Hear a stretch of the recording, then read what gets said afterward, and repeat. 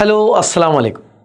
എടാ, +2 Christmas Arabic പരീക്ഷയിൽ ചോദിക്കാൻ സാധ്യതയുള്ള ചില വൺ വേർഡുകൾ പറയാം കേട്ടോ.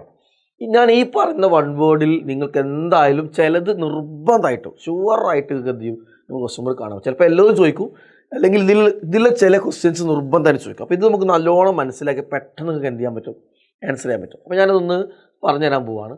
അപ്പോൾ നിങ്ങൾക്ക് ഇവിടെ ലുഅത്തുല്ലാദ് ഉണ്ട് അല്ലേ?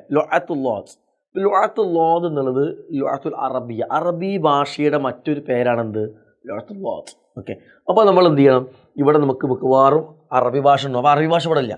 നമ്മൾ അടുത്തൊരു കാര്യം പഠിക്കണത് ലുഅത്തുൽ സാമിയ അല്ലേ? ലുഅത്തുൽ അറബിയ, ലുഅത്തുൽ സാമിയ. ലുഅത്തുൽ സാമിയ എന്ന് പറഞ്ഞാൽ സെമറ്റിക് ലാംഗ്വേജ് ആണ്. അപ്പോൾ നമ്മൾ അറബി ഭാഷ 2 വൺ വേർഡ് പഠിച്ചോ, ഏതെങ്കിലും ഒന്ന് ചോദിക്കും കേട്ടോ. ലുഅത്തുൽ അറബിയ, അറബി ഭാഷ ഏതാണ്? അത് ലുഅത്തുല്ലാദ് എന്നതിന് പേരുണ്ട്.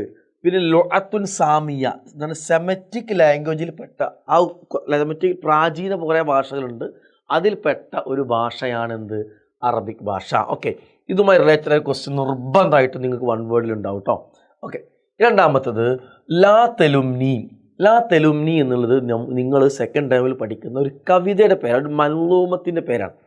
ആ കവിതയുമായി ബന്ധപ്പെട്ടിട്ട് ആ കവിതയുടെ കവിൻ്റെ പേരും ഇവിടെ നോക്കാം. എന്താണ്? ഹലീമു ദമ്മൂസ് ആണല്ലേ.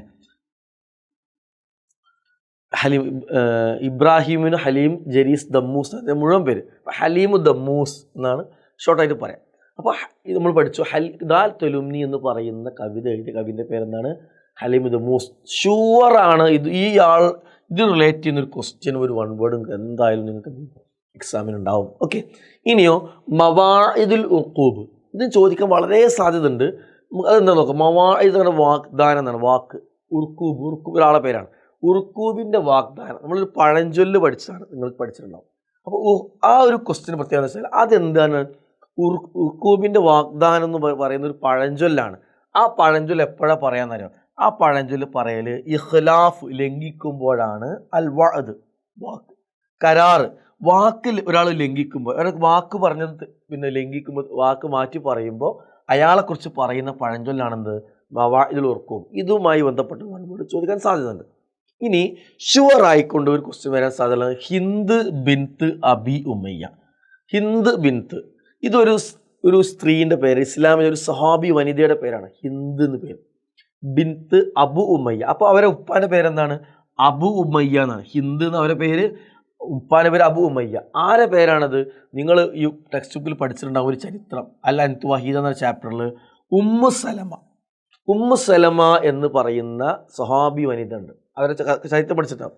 ഈ ഉമ്മു സലമയുടെ യഥാർത്ഥ പേര് ഹിന്ദ് എന്നാണ്. ഓക്കെ, അപ്പോൾ അത് നമ്മൾ പഠിച്ചു. അവർ ഉപ്പാൻ്റെ പേരെന്താണ്? അബു ഉമയ്യ എന്നാണ്. ഓക്കെ, അബു ഉമയ്യ എന്നാണ്. ഇനി ഇദ്ദേഹത്തിൻ്റെ ഒരു പേരോട് ഞാൻ പറഞ്ഞുതരാം. ഇദ്ദേഹത്തിൻ്റെ ഒരു പേര് ഞാനിവിടെ നോട്ട് ചെയ്യാണ്. സാദു റക്കബ് എന്നാണ്.